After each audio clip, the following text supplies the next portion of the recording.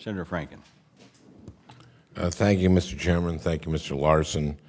Mr. Larson, experts have been talking about the massive inefficiencies in health insurance markets for a long time. When I looked at Minnesota's markets as we were debating health reform, it struck me that insurers in Minnesota were offering high-value products where most of the premiums are going to actual health care. But it wasn't that way in every state. In some states, it was as low as 50% for individual policies or small group policies, 40% or even 30%. And this calculation of how much goes to actual health care is called the medical loss ratio, as you know. So based on this, I champion the provision to require that at least 80% of premiums for individual and small groups and 85% for large group markets go to actual health care, not marketing, not administrative costs, not profits or CEO salaries. And I think this is one of the most important things that we did to make insurance companies more accountable and transparent and require that they spend their premium dollars on actual health care services.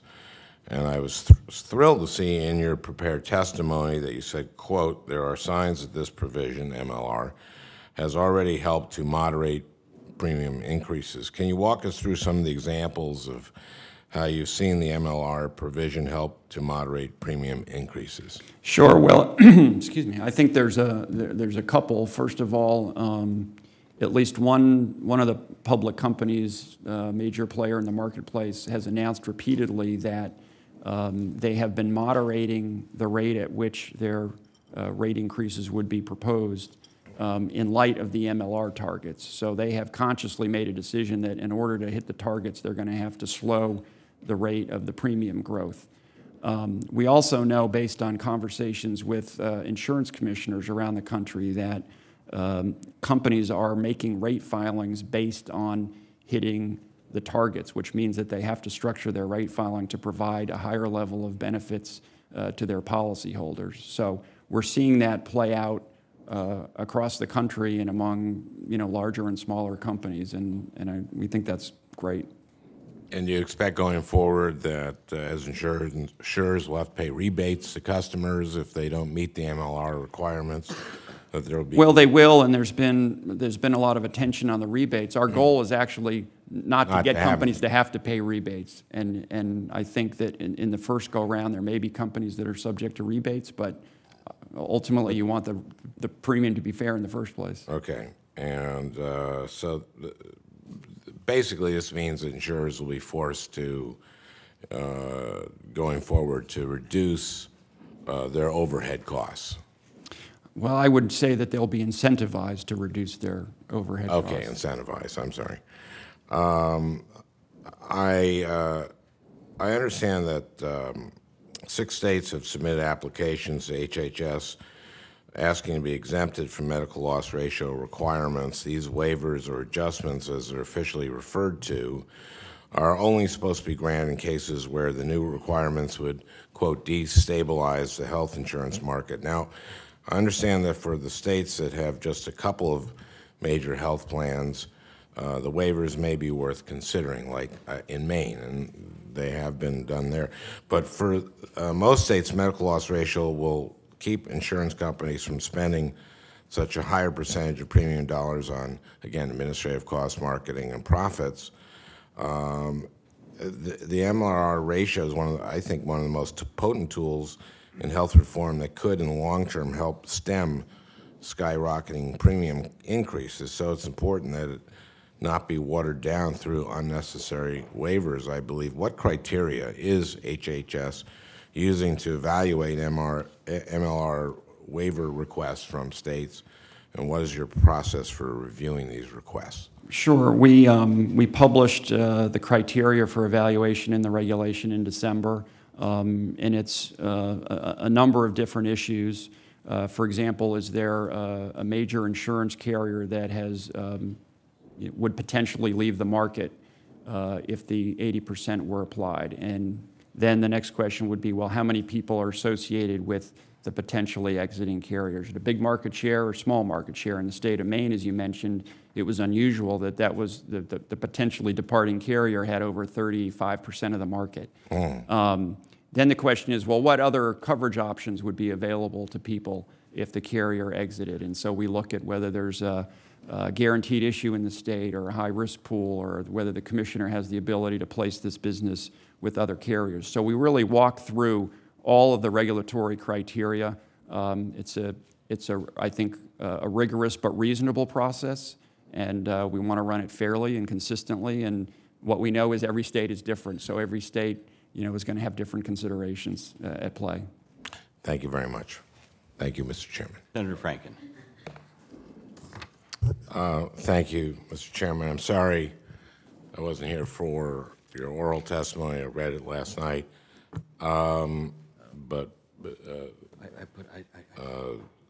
Senator Blumenthal and I were in Judiciary Committee. Dr. Sharfstein, sorry. I know that efforts are underway in Maryland, as they are in Minnesota and all over the country, to implement and oversee the medical loss ratio. As you oversee this process, how do you see the medical loss ratio bringing higher value care to residents of Maryland? Thank you.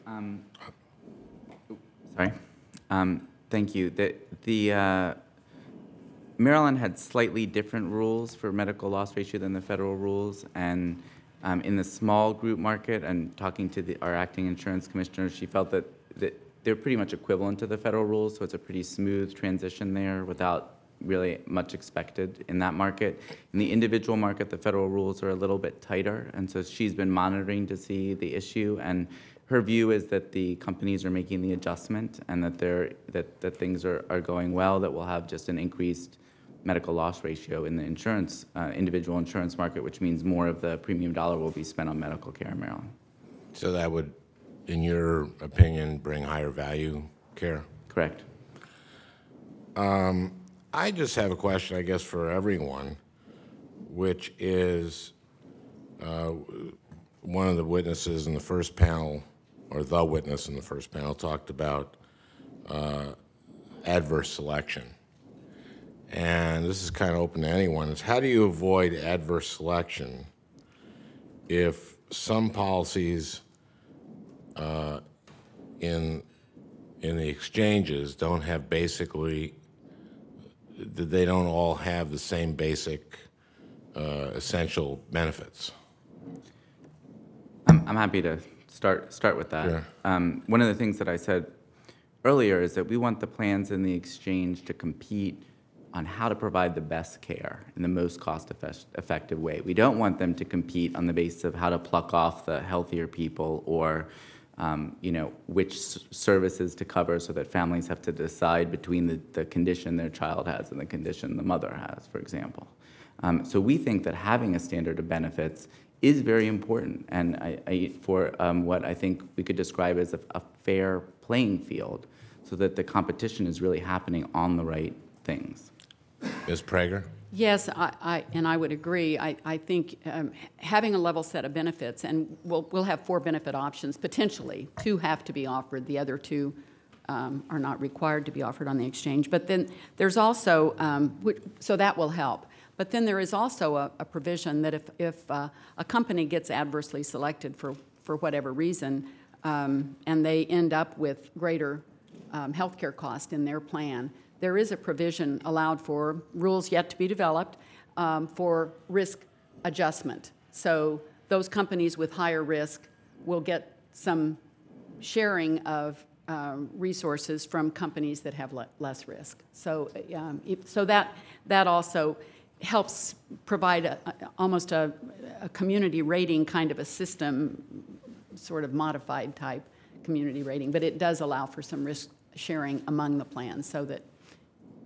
Okay, so, yes. Well, if I might, there are 2 things that we've done in the state of Utah to try and avoid that. One, there's still going to be a robust market outside the exchange, and there should be. And so what you want to do is to make sure that the policies that are offered in the exchange are not differently than those outside the exchange, so that one advantage is one over the other. There needs to be a commonality. Second thing that we've done And that took prescribed legislation. We learned an experience opening that isn't going to happen, that they will advantage one or the other, so we came back through our experience.